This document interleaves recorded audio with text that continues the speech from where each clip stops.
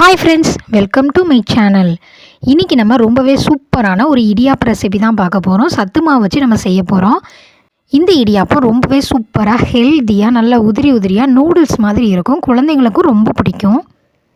இது சத்து மாவில் தான் செஞ்சது அப்படின்னே தெரியாது, அந்தளவுக்கு சூப்பராக இருக்கும். வாங்க இப்போ எப்படி செய்யலான்னு பார்க்கலாம். இப்போ நான் ஒரு 2 கப் அளவுக்கு சத்து மாவு எடுத்துருக்கிறேன்.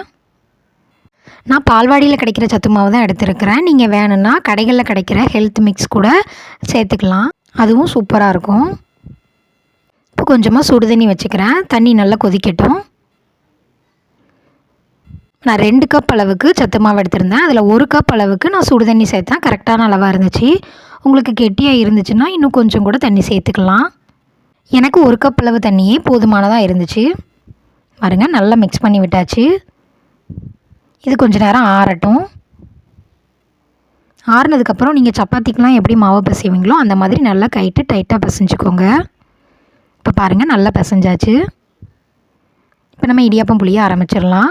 நான் இந்த மாதிரி ஒரு பிளேட்டு தான் எடுத்துருக்கிறேன். உங்கள்கிட்ட இந்த மாதிரி இல்லை அப்படின்னா நீங்கள் இட்லி பாத்திரத்தில் துணி வச்சு கூட வேக வச்சுக்கலாம். இப்போ நம்ம இடியாப்பம் புளிய ஆரம்பிச்சிடலாம். நீங்கள் இடியாப்ப குழலில் கொஞ்சமாக ஆயில் அப்ளை பண்ணிவிட்டு அதுக்கப்புறமா மாவு சேர்த்து நீங்கள் புழிஞ்சிங்கன்னா உங்களுக்கு நல்லா ஈஸியாக வரும். இப்போ ஃபஸ்ட்டு ஒரு லேயர் புழிஞ்சாச்சு. இதுக்கு மேலே நான் கொஞ்சமாக ஃப்ரெஷ்ஷாக துருவினா தேங்காய் சேர்த்துக்கிறேன். இப்படி நீங்கள் இடியாப்பத்தோட தேங்காய் சேர்க்கும்போது இன்னும் சூப்பராக இருக்கும். பாருங்கள், அதுக்கு மேலே ஒரு லேயர் இடியாப்பம் புழிஞ்சிக்கிறேன். அதுக்கு மேலேயும் கொஞ்சமாக தேங்காய் துருவல் சேர்த்துக்கலாம். இது தேங்காவோடு சேர்த்து வேகும்போது அந்த தேங்காய் வாசமும் இடியாப்பமும் சேர்ந்து நல்லாயிருக்கும். அதுக்காக தான். இப்போ நம்ம இடியாப்பம் வேக வச்சிடலாம். இது ஒரு மூடி போட்டு 10 நிமிஷத்துக்கு நம்ம வேக வச்சுக்கலாம். அப்படியே இருக்கட்டும். ஹை ஃப்ளேம்லேயே வச்சுருங்க.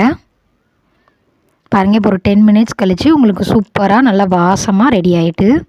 இந்த தேங்காவோடு சேர்ந்து இந்த இடியாப்ப ஸ்மெல்லு வேறு லெவலில் இருக்கும். அதுக்கு மேலே நீங்கள் கொஞ்சம் தேங்காய் துருவல் வேணாலும் சேர்த்துக்கலாம், கொஞ்சம் சுகர் வேணாலும் சேர்த்துக்கலாம். நீங்கள் சுகருக்கு பதிலாக நாட்டு சக்கரை கூட சேர்த்துக்கலாம். சூப்பராக உதிரி உதிரியான ஹெல்த்தியான சத்து மாவு இடியாப்பம் நமக்கு ரெடி ஆகிட்டு. குழந்தைங்களுக்கு நூடுல்ஸ் இந்த மாதிரி செஞ்சு கொடுக்காம ஹெல்த்தியாக இந்த மாதிரி சத்து மாவில் செஞ்சு கொடுத்து பாருங்கள்.